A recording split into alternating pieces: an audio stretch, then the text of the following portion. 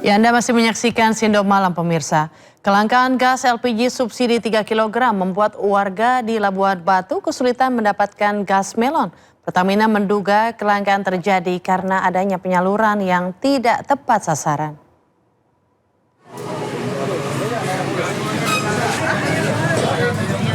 Kelangkaan gas LPG subsidi 3 kg dikeluhkan dalam beberapa hari terakhir membuat sejumlah pangkalan di Kabupaten Labuhan Batu dipadati warga. Begitu pasokan gas tiba, warga langsung menyerbu untuk mendapatkan gas. Seperti di salah satu pangkalan gas di Rantau Prapat, warga menunggu sejak pagi karena mengaku sudah berkeliling namun tidak menemukan stok yang tersedia.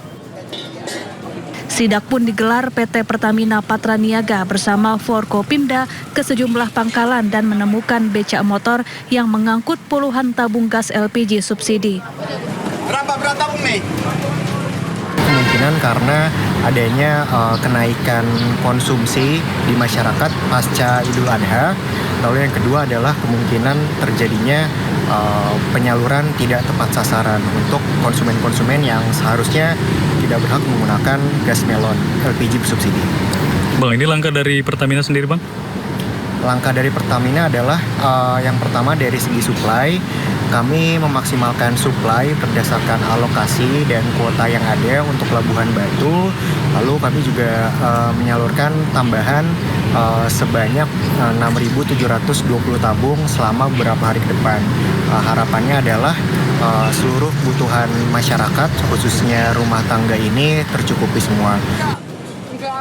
Secara umum, pasokan dan penyaluran LPG subsidi di Labuhan Batu masih aman. Pertamina juga mengimbau seluruh pangkalan menyalurkan LPG subsidi sesuai ketentuan dan memastikan gas melon hanya diterima oleh konsumen yang berhak. Dari Labuhan Batu, Sumatera Utara, Randy Kurniawan, iNews melaporkan. Pemirsa, harga beras di sejumlah pasar tradisional di Purwakarta, Jawa Barat melambung di atas harga eceran tertinggi. Kondisi ini dikeluhkan pembeli dan mereka pun terpaksa mengurangi jumlah pembelian.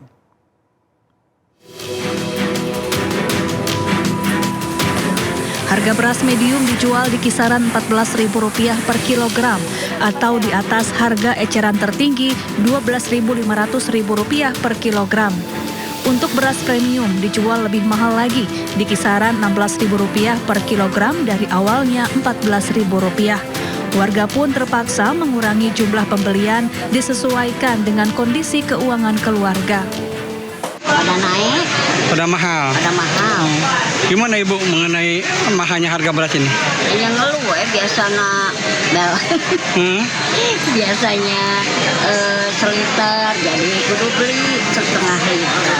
Oh, dikurangi. Liter jadi setengah. Dikurangi. Masak 2 liter jadi 1 liter setengah. Dikurangi pembelian. Iya. Kondisi mahalnya beras diduga dari tingginya harga gabah kering giling di petani. Kini omset penjualan beras pun menurun hingga 40%. Kalau menurut para pemasok katanya penyebabnya karena harga gabahnya memang mahal. Padahal pasokan sendiri banyak, lancar. Mahal harga gabah? Banyak. Dijual berapa gitu sama petani? Menurut informasi para pemasok beras katanya harga gabahnya sudah 8.000 per kilo lebih. Warga berharap harga kebutuhan pokok bisa stabil agar tidak memberatkan. Apalagi kondisi saat ini yang sangat rentan karena dampak melemahnya rupiah yang menyebabkan kenaikan harga dan menurunnya daya beli masyarakat. Dari Purwakarta, Jawa Barat, Irwan Saputra, iNews melaporkan. Ya, sementara itu di Purwakarta, Jawa Barat, harga minyak goreng bersubsidi pemerintah, minyak kita, di pasar tradisional naik di atas harga eceran tertinggi yang ditetapkan pemerintah. Kondisi ini membuat masyarakat mengeluh karena harga merek lain dan curah juga ikut melambung tinggi.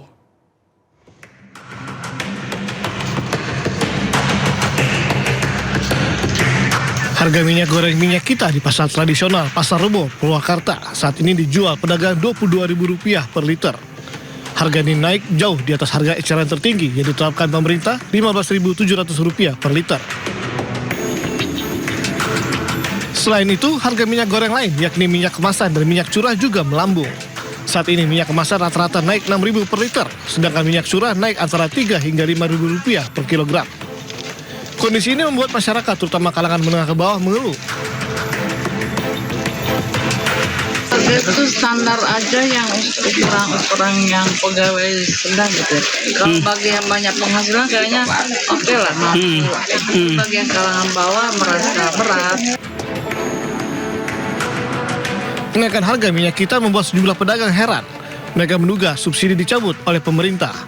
Dampak mahalnya harga minyak kita dan minyak goreng lain membuat omset turun hingga 30%. Sementara itu, selain minyak kita dan minyak goreng kemasan serta curah, harga kacang-kacangan juga naik. Saat ini kacang tanah dijual Rp38.000 per kilogram, sedangkan normalnya Rp35.000. Kacang hijau juga naik dari Rp35.000 menjadi Rp38.000 per kilogramnya. Dari Purwakarta, Jawa Barat, Irwan, iNews melaporkan. Pemirsa, melemahnya rupiah membuat harga kedelai impor melonjak drastis. Perajin tempe dan tahu di sejumlah daerah memilih untuk mengecilkan ukuran demi bisa bertahan.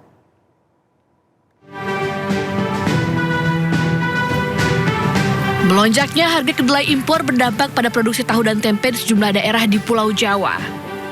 Pengrajin tahu dan tempe di Majalengka, Jawa Barat harus mengurangi ukuran dan takaran produksinya. Hal ini dilakukan sebagai upaya menghindari kebangkrutan usaha.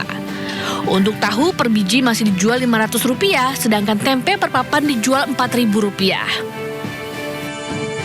Sementara Tegal, Jawa Tengah, karena membengkaknya biaya produksi serta mahalnya harga plastik membungkus tempe, mendorong para perajin tempe menaikkan harga jual tempe.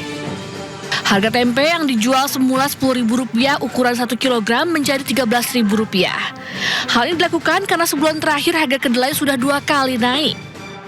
Saya juga kurang tahu kok naik terusan sampai sekarang nyampe 11.000. Makanya gimana ini nasib tukang tempe tahu tuh yang menggolang tempe tahu. Terus apalagi untuk pembungkusnya tempe plastik ya juga naik. Jadi mau gimana nih jualnya itu agak susah. Hal yang sama juga terjadi di Jawa Timur. Para perajin tempe di Jember harus memutar otak agar usaha mereka tetap bertahan. Salah satunya dengan mengurangi takaran tempe tanpa menaikkan harga jual. Perajin mempertahankan harga tempe di angka Rp5.000 per bungkus. Namun ukuran atau bobot tempe dikurangi agar usahanya tidak mengalami kerugian. Meski ukuran tempe menjadi lebih kecil, para pelanggan masih tetap setia membeli produknya. Mereka memahami kondisi yang dihadapi para perajin akibat melonjaknya harga bahan baku. Para perajin tahu tempe berharap pemerintah agar dapat segera menstabilkan harga tukar rupiah agar kedelai impor kembali terjangkau. Tim Liputan iNews melaporkan. Ya, sementara itu pelaku industri farmasi mengakui pelemahan rupiah memberikan tekanan karena sebagian besar bahan baku obat dalam negeri masih impor. Direktur Utama PT Veron Pharmaceuticals, Beni Sutisna Suwarno menyebutkan komponen bahan baku impor menjadi salah satu faktor biaya terbesar dalam produksi obat. Meski demikian, sejumlah kebutuhan lain seperti bahan kemasan masih dipasok dari dalam negeri. Di sisi lainnya, menyangkut potensi kenaikan harga obat, Beni menyebutkan kenaikan harga obat merupakan keniscayaan di tengah kenaikan harga bahan baku dan logistik. Namun pihaknya berupaya untuk memperkuat pasar ekspor guna memperoleh pendapatan dalam dolar Amerika, sehingga dapat membantu mengimbangi kenaikan biaya impor.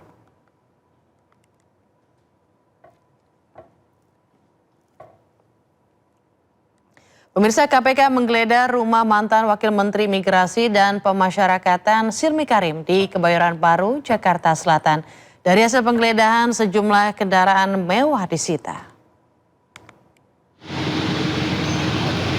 4 moge, 2 mobil Porsche, dan sejumlah sepeda mewah milik mantan Wakil Menteri IMIPAS Silmi Karim disita KPK. Penyitaan dilakukan usai penyidik KPK menggeledah rumah Silmi di Jalan Brawijaya nomor 5, Kebayoran Baru, Jakarta Selatan. Selain menyita sejumlah kendaraan mewah, KPK juga mengumpulkan bukti-bukti lain. Silmi Karim dan 7 orang lainnya ditetapkan sebagai tersangka dalam kasus dugaan pemerasan pengurusan izin tinggal WNA.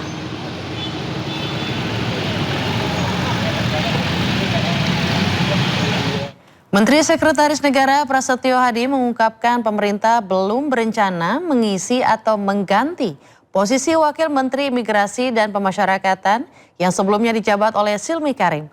Menurut Prasetyo, roda pemerintahan di Kementerian IMIPAS tetap berjalan normal meski posisi wamen belum terisi. Untuk sementara belum ada rencana pengisian dari jabatan yang ditinggalkan oleh dua wamen yang sedang berproses hukum, karena juga posisinya kan wakil menteri ya. Artinya kegiatan atau tugas kementerian tersebut yang dijalankan oleh menterinya masih dapat berjalan dengan normal gitu. Nanti kita lihat kalau memang kebutuhan kita hitung, kita harus melakukan perkuatan dengan menunjuk wakil menteri, yaitu nanti kita lihat setelah kita evaluasi. Menteri Keuangan Purbaya Yudisadewa melakukan inspeksi mendadak atau sidak ke Pelabuhan Tanjung Priok, Jakarta Utara. Langkah itu diambil guna merespons laporan penumpukan ribuan kontainer yang memicu gangguan logistik nasional. Sidak Menteri Keuangan Purbaya adalah untuk memantau kelancaran logistik, pencegahan, penyelewengan seperti manipulasi harga impor, dan memastikan integritas pengawasan jalur hijau oleh Bea Cukai. Selain itu, Purbaya turut periksa sejumlah kontainer yang berisi produk-produk impor. Dalam hal ini, Menkeu ingin memastikan jika data yang ia pegang sesuai dengan kondisi aktual di lapangan, khususnya untuk produk impor yang masuk lewat jalur hijau. Kan di Tanjung Priok, suratnya yang belum diproses sampai 3.000 surat, dan itu berkaitan dengan kontainer sebanyak 3.100.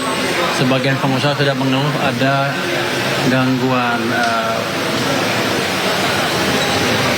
suplai barang bahan baku dan sudah menaikkan dwelling time. Jadi saya lihat ini kemarin sudah diinstruksikan untuk perbaikan secepatnya sih. Sudah turun dari katanya dari 3.000 ke 2.500, tapi saya nggak tahu gimana ngitungnya. Tadi saya tanya masalahnya apa, ada beberapa masalah, apa katanya sebetulnya untuk saya nggak masuk akal, peningkatan jumlah barang masuk sehingga prosesnya lambat di sini.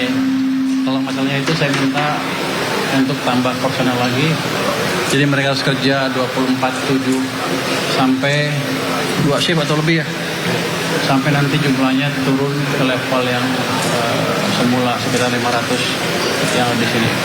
Ada satu lagi tadi masalah bahwa barang yang udah clear segala macam tuh diambil sama importernya, ditumpuk di sini selama berbulan-bulan. Mungkin karena dananya lebih murah, mereka biarkan aja di sini barangnya. Akibatnya pelabuhannya penuh. Saya minta tadi Pak Jaka dan teman-teman, Pak Sekjen, untuk melihat regulasinya dan membuat regulasi semacam punishment untuk orang yang terlalu lama meninggalkan barangnya di sini. Tapi harus fair dalam pengertian, jangan tiba-tiba semua harus bayar.